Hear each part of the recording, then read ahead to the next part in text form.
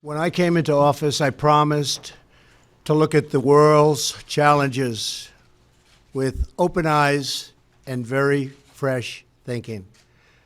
We cannot solve our problems by making the same failed assumptions and repeating the same failed strategies of the past.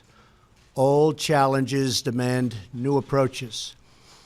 My announcement today marks the beginning of a new approach to conflict between Israel and the Palestinians.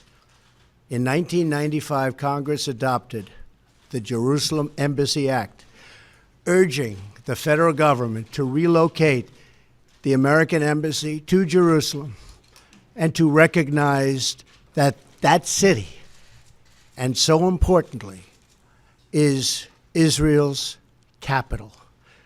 This act passed Congress by an overwhelming bipartisan majority and was reaffirmed by a unanimous vote of the Senate only 6 months ago.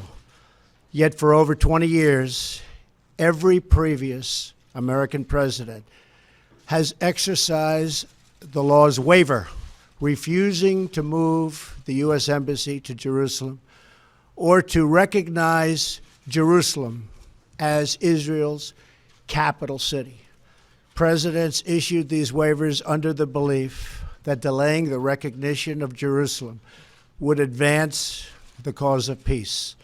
Some say they lacked courage, but they made their best judgments based on facts as they understood them at the time. Nevertheless, the record is in. After more than 2 decades of waivers, we are no closer to a lasting peace agreement between Israel and the Palestinians. It would be folly to assume that repeating the exact same formula would now produce a different or better result. Therefore, I have determined that it is time to officially recognize Jerusalem as the capital of Israel. While previous presidents have made this a major campaign promise, they failed to deliver. Today, I am delivering. I've judged this course of action to be in the best interests of the United States of America and the pursuit of peace between Israel and the Palestinians. This is a long overdue step to advance the peace process and to work towards a lasting agreement. Israel is a sovereign nation with the right, like every other sovereign nation, to determine its own capital. Acknowledging this is a fact is a necessary condition for achieving peace. It was 70 years ago that the United States, under President Truman, recognized the State of Israel. Ever since then, Israel has made its capital in the city of Jerusalem, the capital the Jewish people established in ancient times. Today, Jerusalem is the seat of the modern Israeli government. It is the home of the Israeli parliament, the Knesset, as well as the Israeli Supreme Court. It is the location of the official residence of the Prime Minister and the President. It is the headquarters of many government ministries. For decades, visiting American presidents, secretaries of state, and military leaders have met their Israeli counterparts in Jerusalem, as I did on my trip to Israel earlier this year. Jerusalem is not just the heart of 3 great religions, but it is now also the heart of one of the most successful democracies in the world. Over the past 7 decades, the Israeli people have built a country where Jews, Muslims, and Christians, and people of all faiths are free to live and worship according to their conscience and according to their beliefs. Jerusalem is today and must remain a place where Jews pray at the Western Wall, where Christians walk the Stations of the Cross, and where Muslims worship at Al-Aqsa Mosque. However, through all of these years, presidents representing the United States have declined to officially recognize Jerusalem as Israel's capital. In fact, we have declined to acknowledge any Israeli capital at all. But today we finally acknowledge the obvious, that Jerusalem is Israel's capital. This is nothing more or less than a recognition of reality. It is also the right thing to do. It's something that has to be done. That is why, consistent with the Jerusalem Embassy Act, I am also directing the State Department to begin preparation to move the American Embassy from Tel Aviv to Jerusalem. This will immediately begin the process of hiring architects, engineers, and planners so that a new embassy, when completed, will be a magnificent tribute to peace. In making these announcements, I also want to make one point very clear. This decision is not intended in any way to reflect a departure from our strong commitment to facilitate a lasting peace agreement. We want an agreement that is a great deal for the Israelis and a great deal for the Palestinians. We are not taking a position of any final status issues, including the specific boundaries of the Israeli sovereignty in Jerusalem or the resolution of contested borders. Those questions are up to the parties involved. The United States remains deeply committed to helping facilitate a peace agreement that is acceptable to both sides.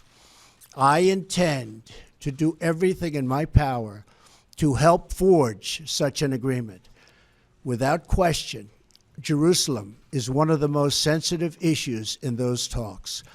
The United States would support a two-state solution if agreed to by both sides.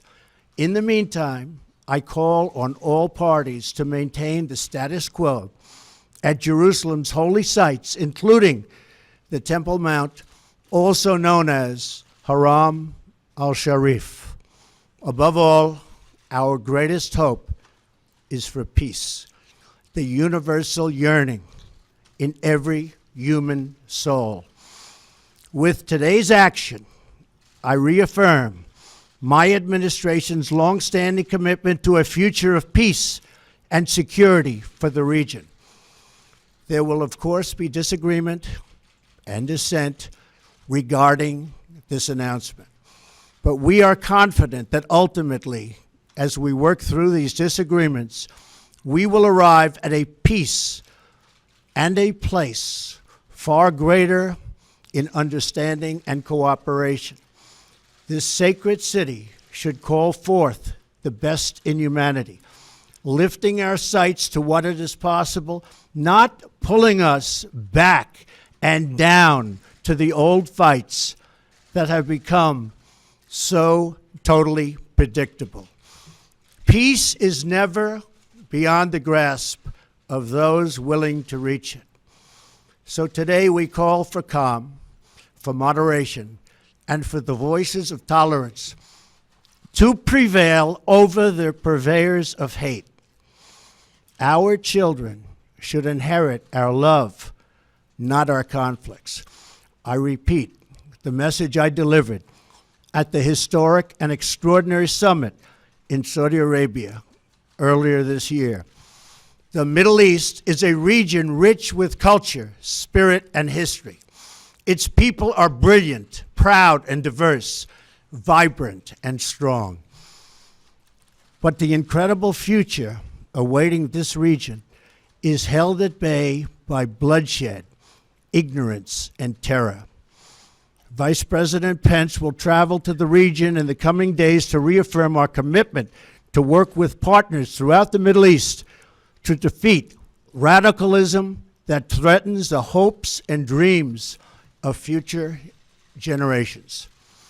It is time for the many who desire peace to expel the extremists from their midst. It is time for all civilized nations and people to respond to disagreement with reasoned debate, not violence. And it is time for young and moderate voices all across the Middle East to claim for themselves a bright and beautiful future. So today, let us rededicate ourselves to a path of mutual understanding and respect. Let us rethink old assumptions and open our hearts and minds to possible and possibilities. And finally, I ask the leaders of the region, political and religious, Israeli and Palestinian, Jewish and Christian and Muslim, to join us in the noble quest for lasting peace. Thank you. God bless you. God bless Israel.